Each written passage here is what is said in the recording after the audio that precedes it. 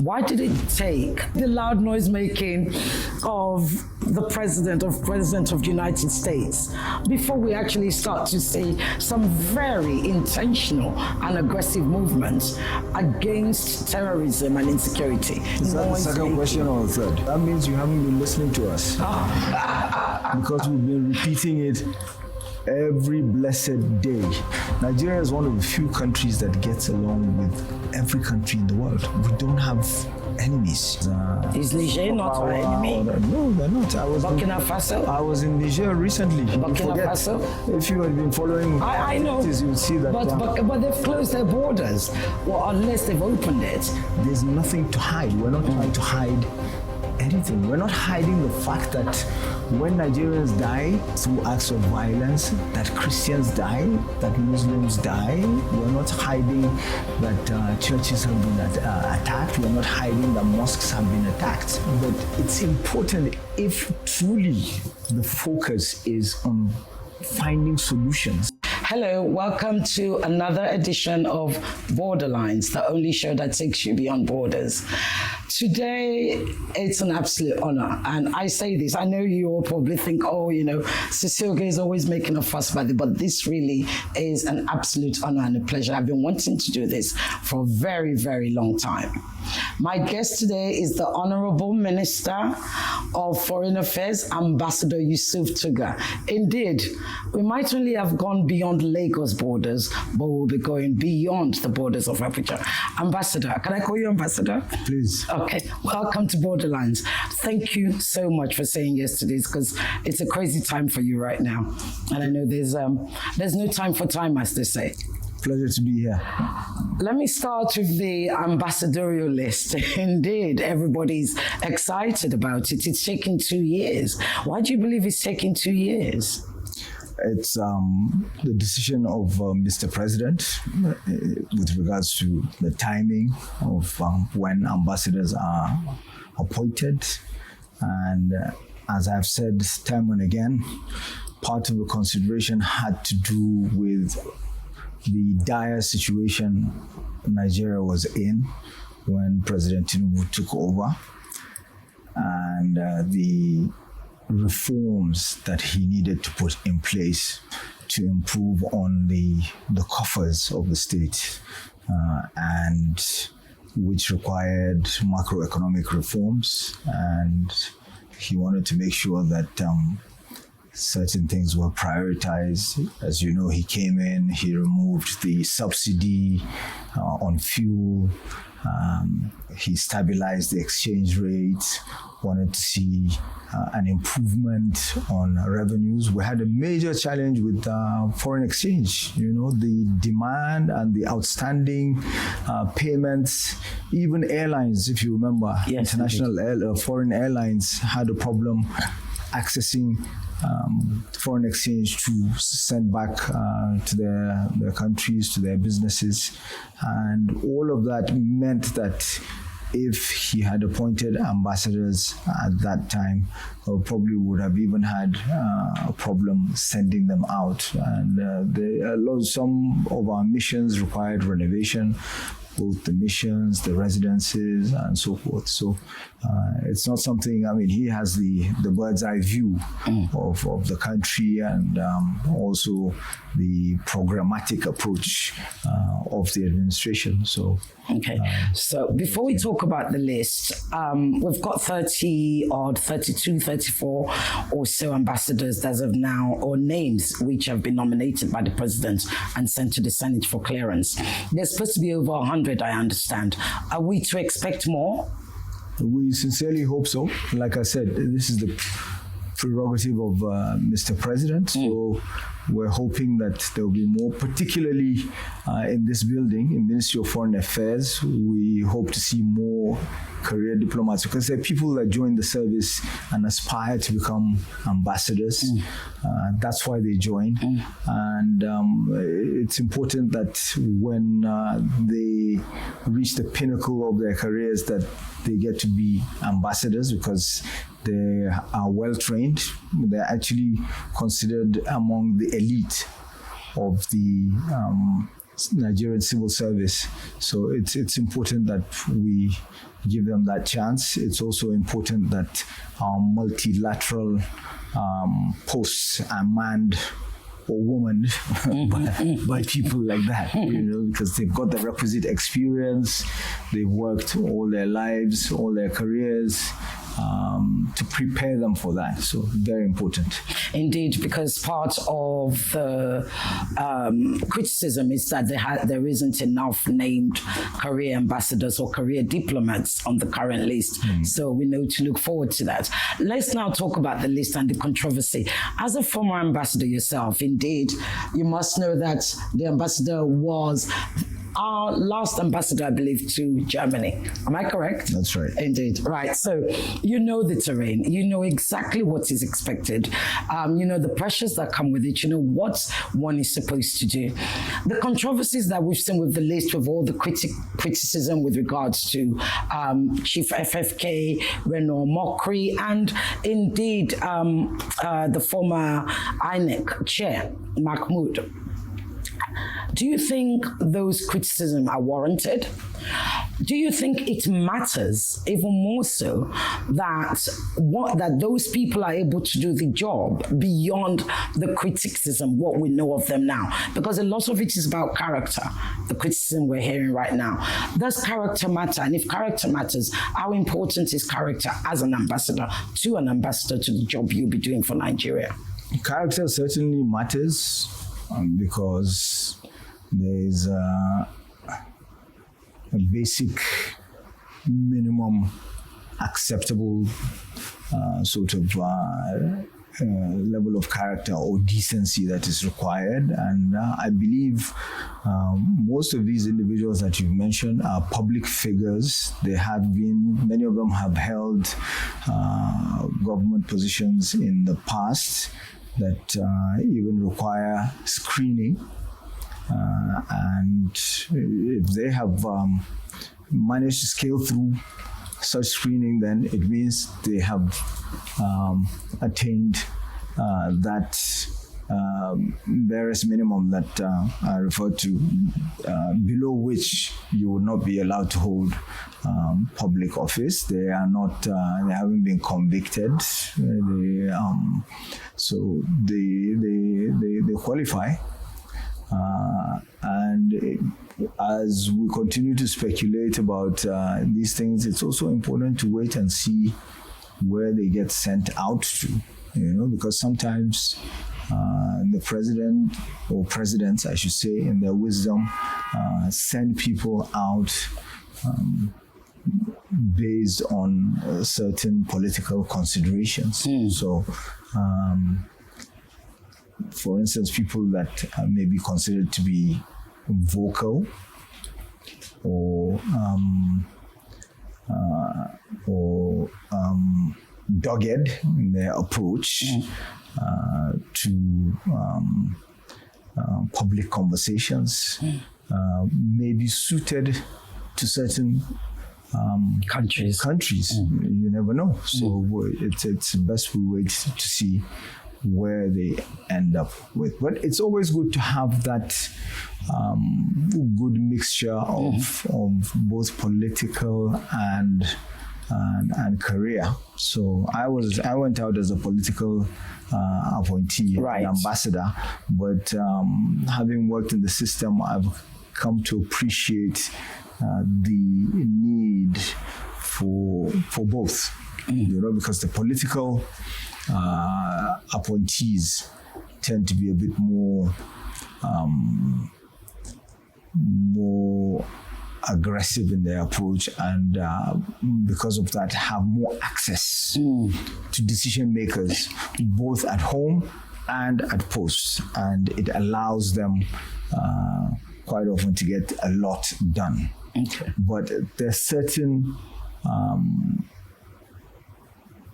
posts that also require the requisite knowledge and skill, and also institutional memory and understanding of relationships that would require career officers to go. If you look at, for instance, the United Nations, New York, it's a very challenging post.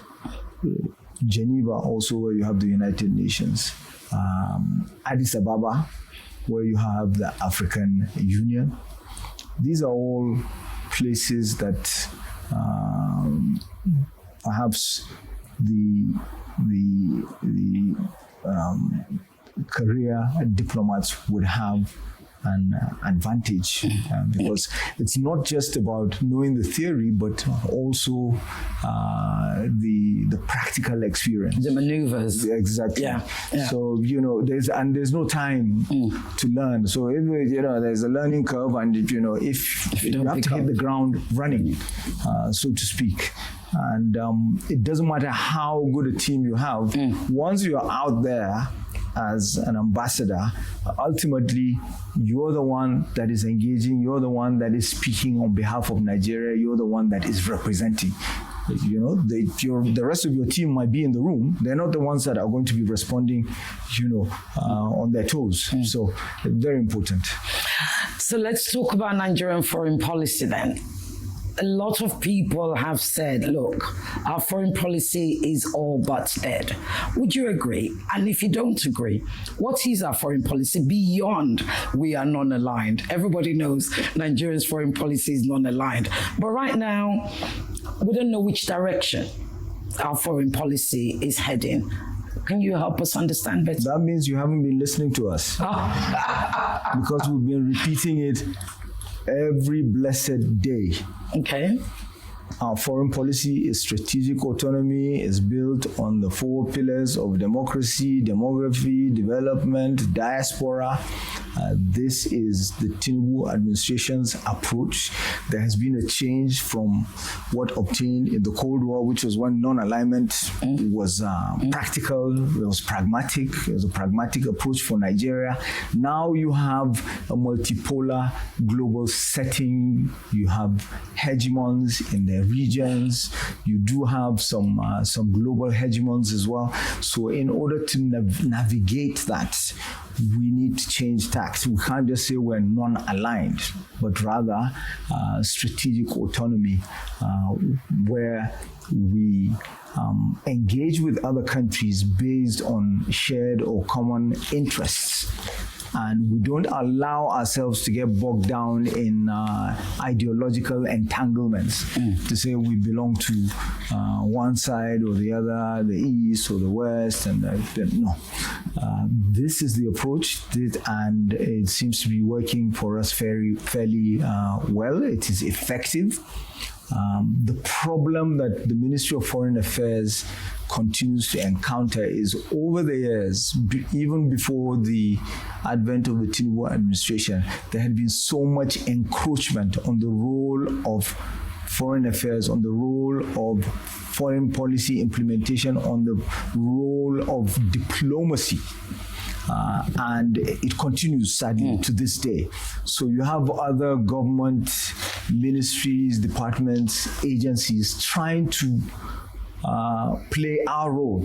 And it is more so when there's a major event, global event that has to do with Nigeria, and attention focuses on that. Instead of allowing us to do our job, everybody piles on. They want to take the lead, and it becomes a media event, and and you see the difference is in this building, we consider we assess foreign policy itself, we analyze it based on institutional memory, based on the frameworks that are already in place with multilateral agencies, with bilaterally with countries. So with so many countries, we have frameworks, we have binational commissions, we have joint commissions, we have strategic dialogue mechanisms. So you have to understand the nature of these things to be able to be effective. And unfortunately, in the world today, there's a tendency towards making everything a security issue. And when you make it a security issue, you have a short-termist approach to it. you jump in, you try to manage the crisis, and you jump out. No. Diplomats and foreign policy experts should be allowed to do their work. So even in the case of, for instance, the U.S. and the challenges that we've had of late to do with certain allegations and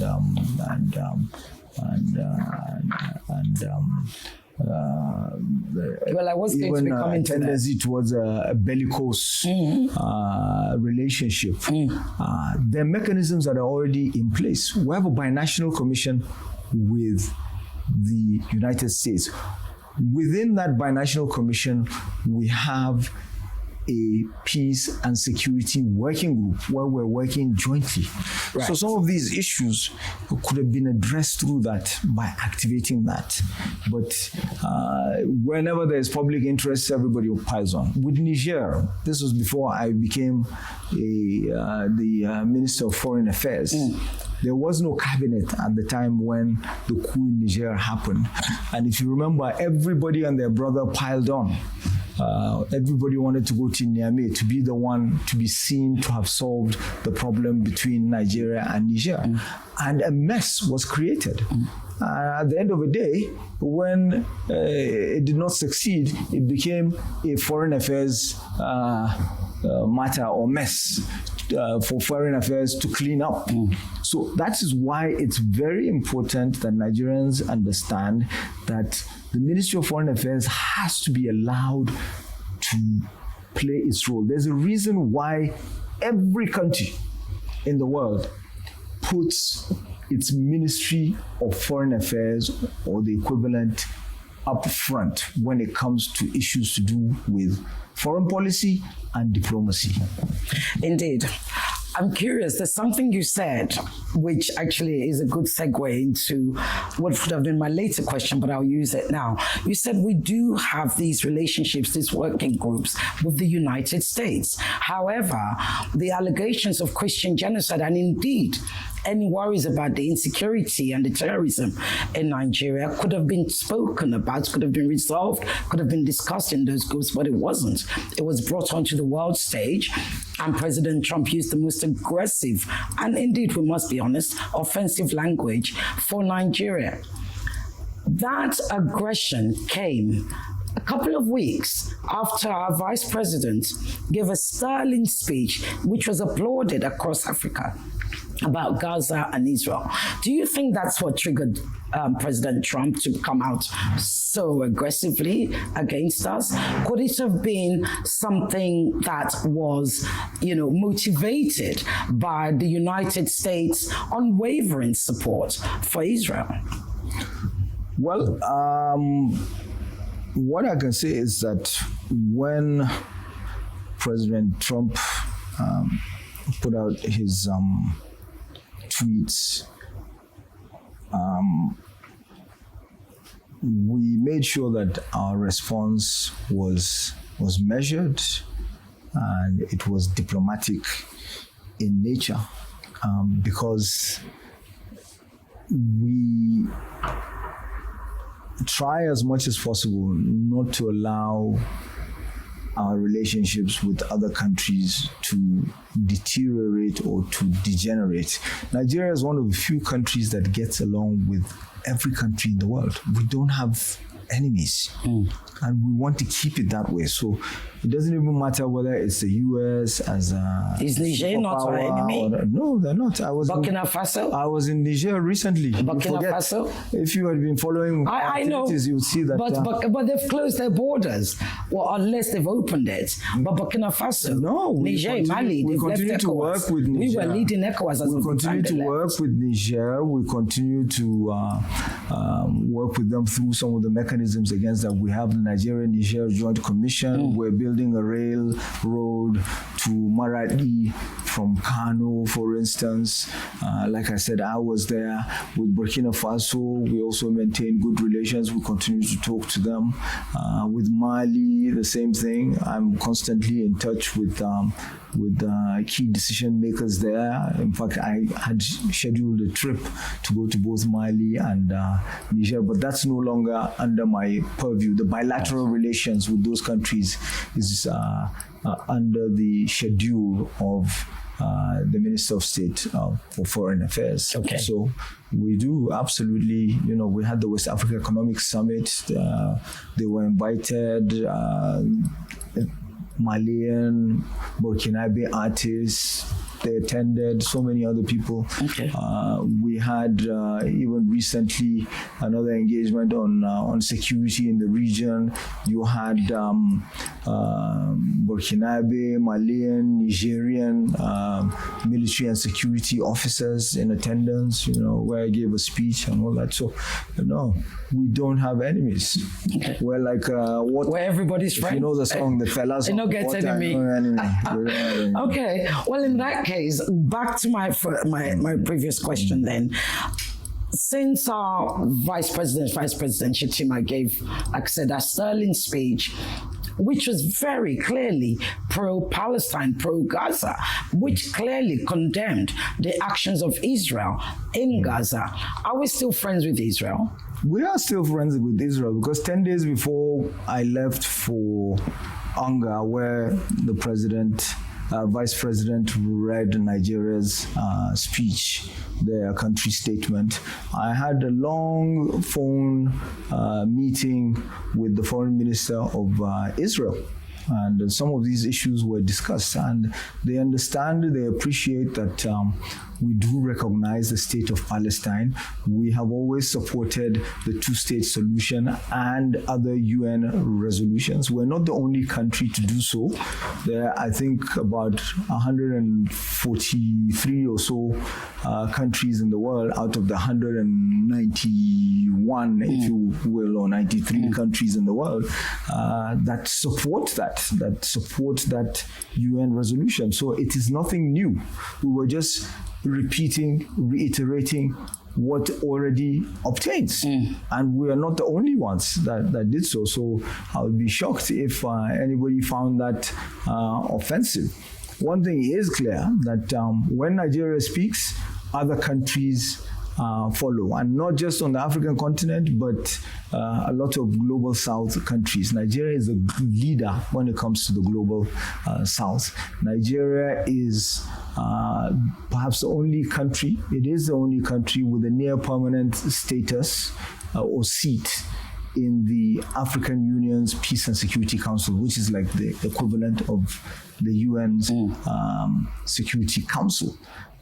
So our word carries a lot of weight, and we offer no apologies for that. It's because of our foundational norms and the fact that our foreign policy, our diplomacy is always influenced by moral precepts and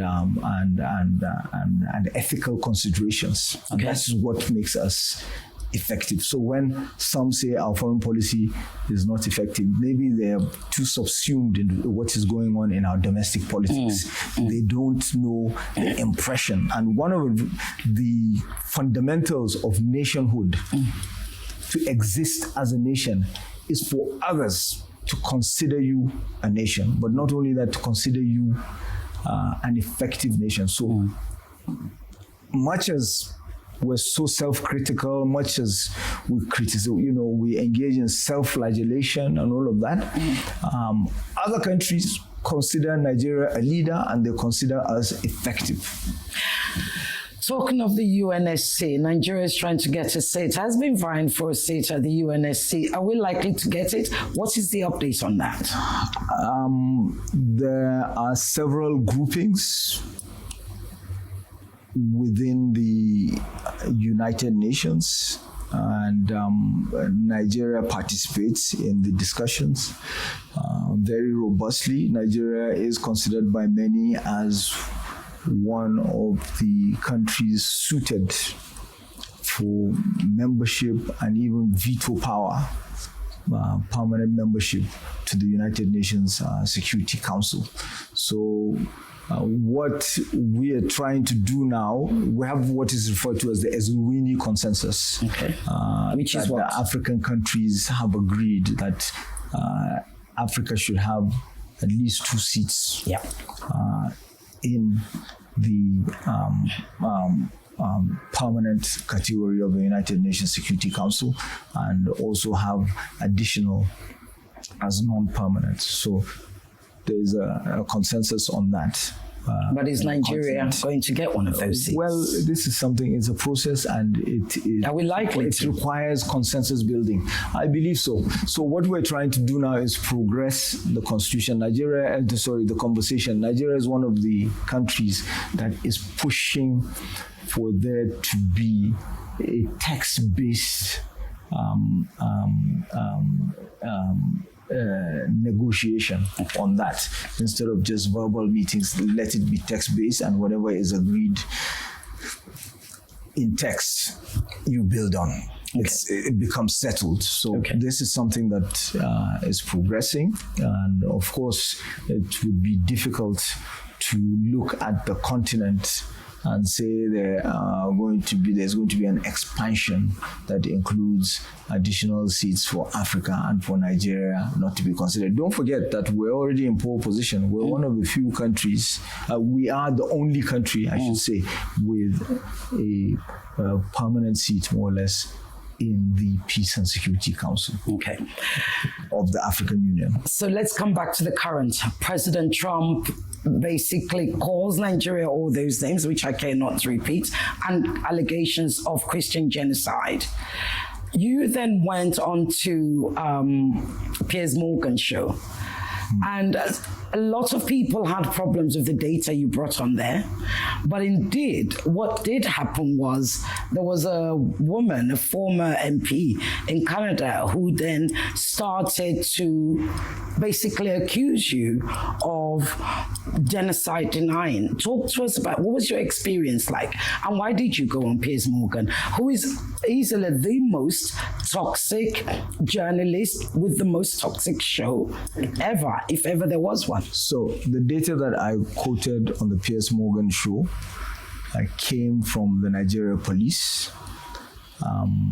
We operate a democratic system in Nigeria where we rely on consensus building, we rely on debate and deliberation. It's a deliberative democracy. So there's nothing to hide. We're not trying to hide anything. We're not hiding the fact that when Nigerians die, regrettably, through acts of violence, that Christians die, that Muslims die. We're not hiding that churches have been attacked. We're not hiding that mosques have been attacked.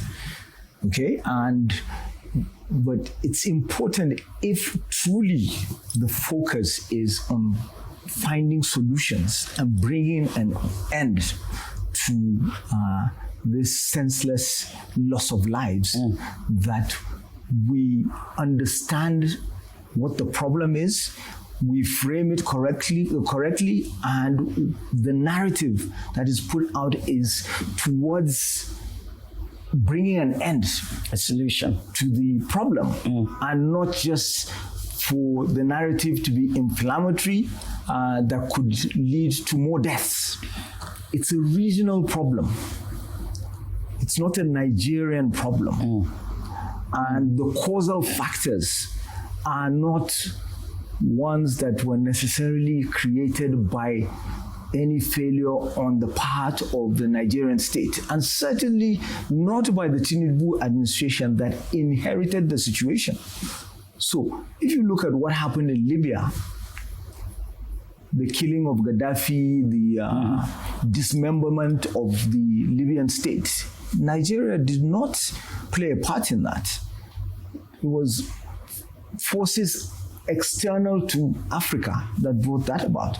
This is what has led to the proliferation of weapons, of fighters that have gone into Niger, gone into Mali, gone into Burkina Faso that we were talking about, okay, that also have reinforced the supply of weapons and fighters to these non-state actors and terrorist organizations such as Boko Haram, such as ISWAP, such as Jenim, and also has exacerbated the conflict between cattle herders and farmers. So it is not a tribal conflict. It is not a religious conflict. It is a regional conflict. We had one that was primarily within the Lake Chad Basin region. And now we're having one that is not just confined to the Sahel, but is affecting the whole of West Africa, North and West Africa. So you need to frame it properly to understand it, so that when you have banditry or you have these terrorist organizations, they don't care whether you're Muslim or Christian. It's not even written on your forehead. They will attack, they will kidnap, okay, irrespective of whether you're Muslim or Christian. But the fact remains that a state like Benue is majority Christian. And so as the conflict continues to move southwards to the coastal states of the region, it is encountering Christian communities, and when they get attacked, of course it will be Christians that will be killed. Same way that when people are attacked in Zamfara or Katsina, it will be Muslims that are killed. And going back to what you asked me initially about why I did Piers Morgan, went on to the Piers Morgan show, it was the most toxic. I did not choose to go onto that show. The Minister of Information of the Federal Republic of Nigeria was the one that engaged with them and booked me to go on it. Right. And my team, my media team, actually advised against going onto the show because they didn't see any sense in it. But I mean, we're not Ministry of Information. They're the specialists. They understand their strategy, what they want to achieve. So even though we said, no, we'd rather not do it, the minister insisted and said, no, it's good that you go. There's a certain audience or captive audience of the show that we want to reach, and it would look as if we have something to hide if we, having said yes, you will go on, we renege. And I don't regret going onto the show because there was nothing I said that was untrue, that was not based on facts. And did you know you were going to be debating? No, I didn't. Yeah. I was told that it was going to be myself and Piers Morgan, and nobody told me that some lady was going to come on who clearly is paid for to push a certain narrative. Those sort of narratives, like I said, that are not geared towards finding solutions to crises or to problems, to challenges, but rather to inflame them further. So this was it. Indeed. If we just quickly touch on the issue of farmer herders, there is, of course, the big factor of climate change, the desertification. And you say, Nigeria, we have no enemies. What is, and indeed our president has come out in the past as Mr. Climate Change, if I may put it like that. What exactly are we doing to, manage the desertification that's pushing, the Sahara out or inwards, if I may say? There's so many things that have been going on. First of all, President Tinubu has constituted the National Council on Climate Change. There are certain policies that have been adopted, certain decisions that are condition precedent to even attending COP. COP is on. Yes, of course. And so that was done even before going to COP, before the delegation went out to COP. There is, of course, the Great Green Belt initiative that has been going on to try and stop the desertification in Nigeria. We've had green bonds. We've had we also here in this building have worked on the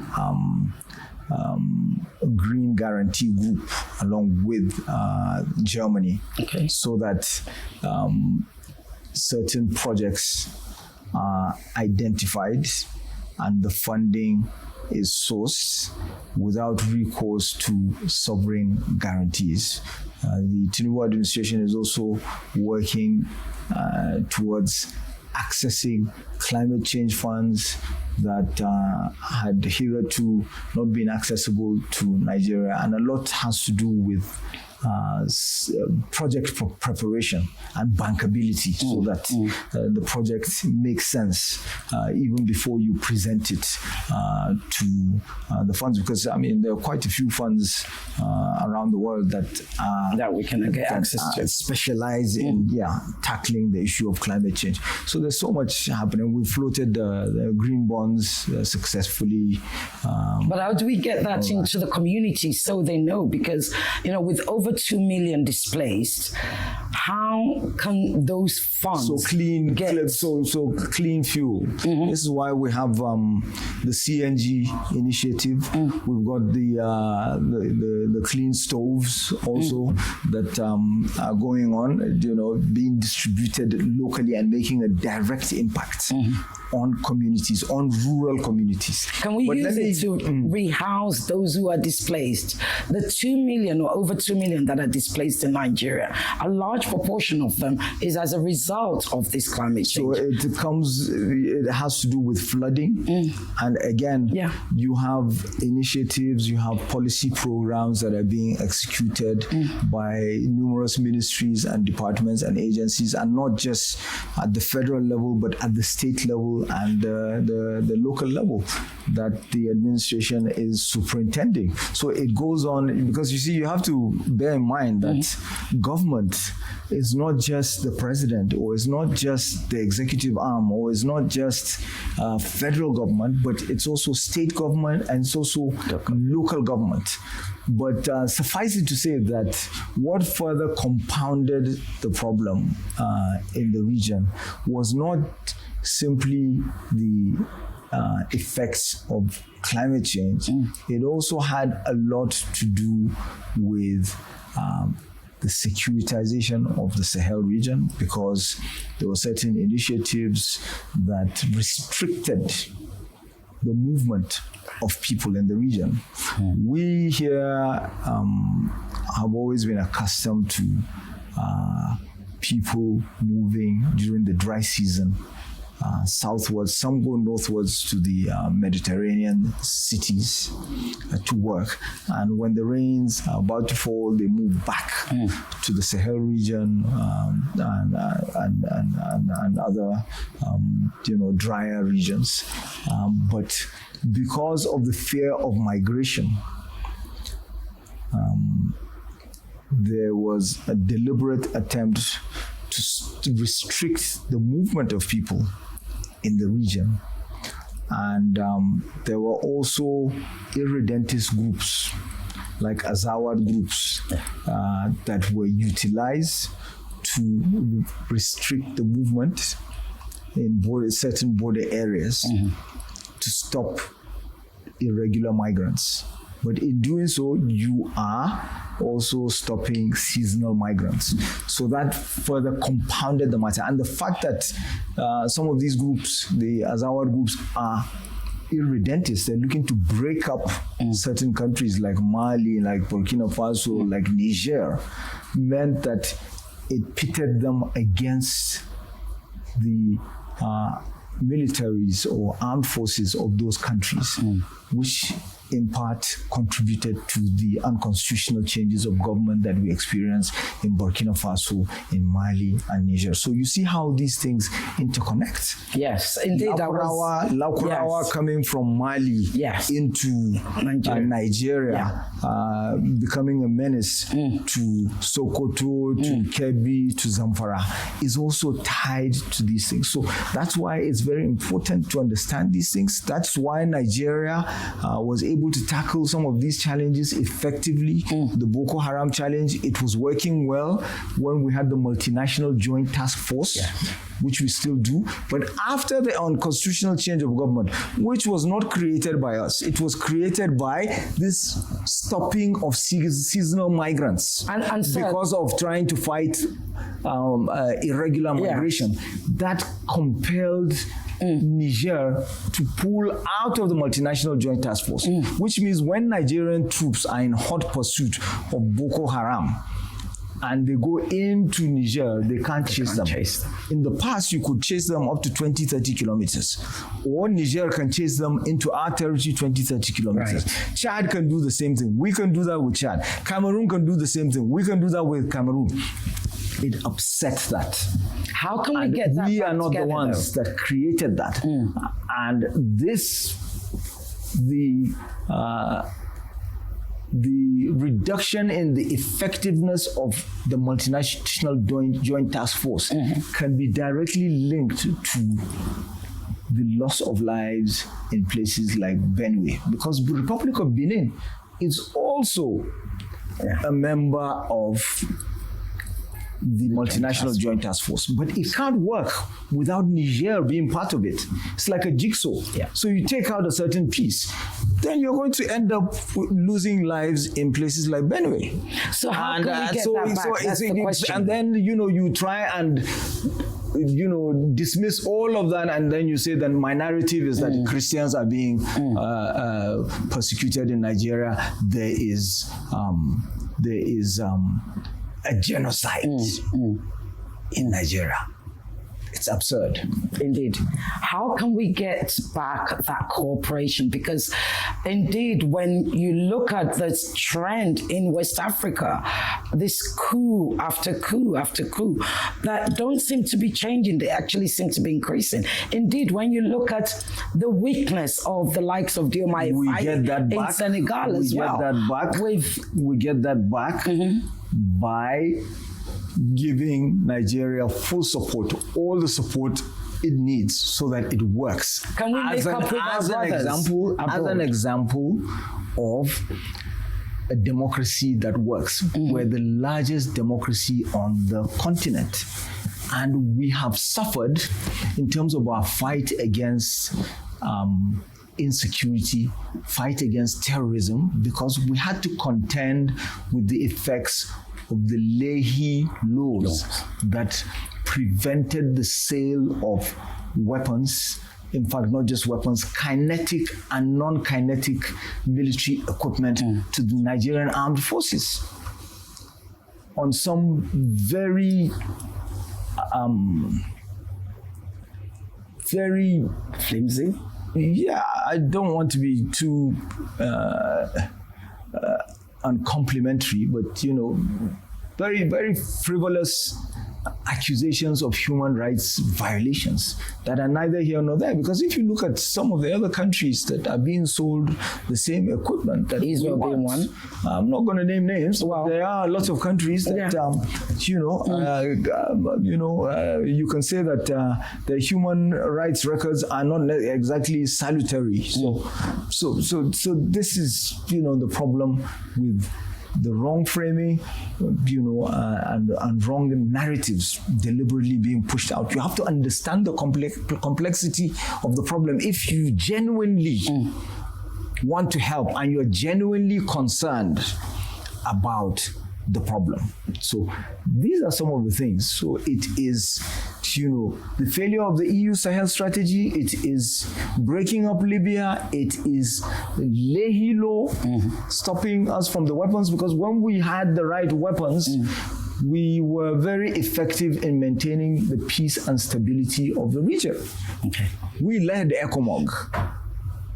Sierra Leone, Liberia. The multinational joint task force was working effectively against Boko Haram. Our problem at some point was the number of people that were surrendering, which is why we had that safe corridor to sort out those that were surrendering so that we can reorient them, and also for those, of course, who had committed crimes to be brought to book, those that were just simply innocently caught in between, or they had no choice, or the young people and all of that, to resettle them and tackle the issue so that it does not continue to occur. Okay. And so it doesn't become a vicious cycle. I'm being told that I'm running out of time, so I only have 2 more questions if they will allow me.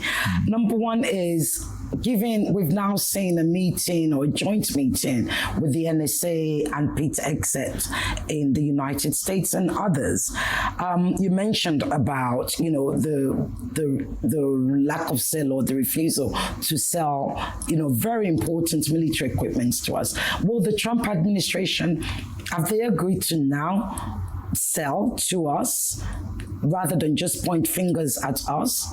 And indeed, some are asking, and it would be remiss of me not to ask this, why did it take the loud Is that noise the second question or the third? Well, why did it take the loud noise making of the President of the United States before we actually start to see some very intentional and aggressive movements against terrorism and insecurity in our country? So I know they're going to throw me off, but with regards to the sale of weapons, we have to remind ourselves, and in fairness to President Trump, when previous U.S. governments refused to sell equipment to us on the basis of the Leahy Law, it was President Trump that agreed to sell Super Tucano aircraft to Nigeria in his first term. So, gratis, you have to give him that credit. I believe that before this pressure that was mounted through media, through the U.S. Congress, that ultimately led President Trump to put out those tweets and take the decision to place Nigeria on these countries of particular concern list. We were making a lot of progress on the diplomatic front between the State Department, U.S. State Department, and the Ministry of Foreign Affairs. Prior to all the way down to the designation of CPC. Yeah. Right. So it's also important to understand the difference between the U.S. legislative arm and the executive arm. But of course, just like in Nigeria, because we operate a similar system, when the president takes a position, all those in the executive arm are likely to follow. And of course, you already had those agitating for the same position within the legislative arm. So this is why it becomes a bit more challenging. We have to wait and see what happens with the engagements that the National Security Advisor led to the U.S.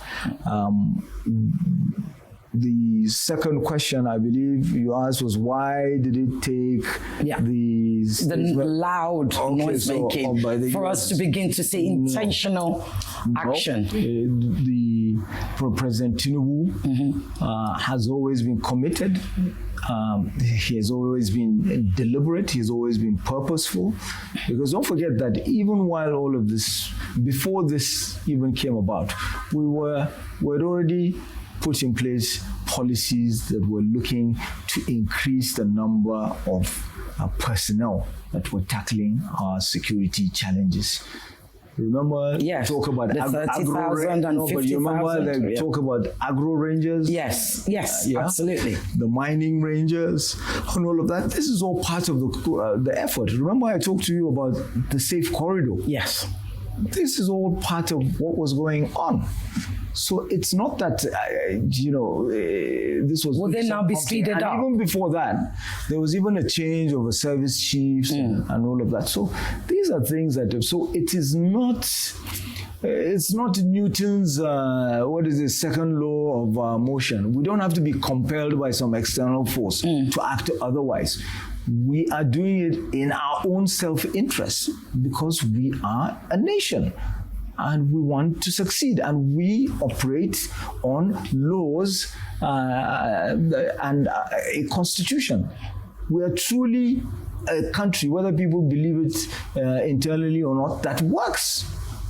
Compare us to other countries that do not work, then you will understand that Nigeria actually works. We need to give ourselves a chance. And we are a nation that respects international law, that respects treaties that we've signed, that respects agreements that we're committed to.